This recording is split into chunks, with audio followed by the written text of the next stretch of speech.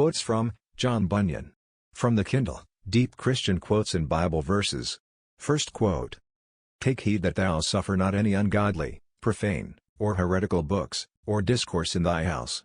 Evil communications corrupt good manners. 1 Corinthians 15:33. I mean such profane or heretical books, as either tend to provoke to looseness of life, or such as do oppose the fundamentals of the gospel. I know that Christians must be allowed their liberty as to things indifferent. But for those things that strike either at faith or holiness, they ought to be abandoned by all Christians, and especially by the pastors of churches, and masters of families. Second quote. Hast thou a wife? Thou art engaged to bless God for her price is far above rubies, and she is the gift of God unto thee, and is for thy adorning and glory. Proverbs 12:4. And 31:10. And 1 Corinthians 11:7. Favor is deceitful, and beauty is vain, but a woman that feareth the Lord, she shall be praised. Proverbs 31:30. Third quote. Hast thou a wife? If thy wife be unbelieving or carnal, then thou hast also a duty lying before thee, which thou art engaged to perform under a double engagement. 1.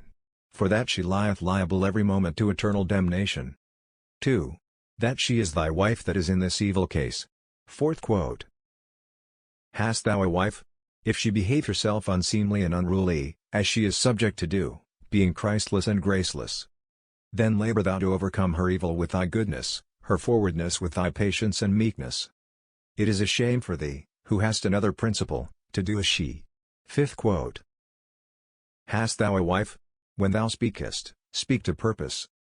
It is no matter for many words, provided they be pertinent. Job in a few words answers his wife, and takes her off from her foolish talking. Thou speakest, saith he, as one of the foolish women. What? Shall we receive good at the hand of God, and shall we not receive evil?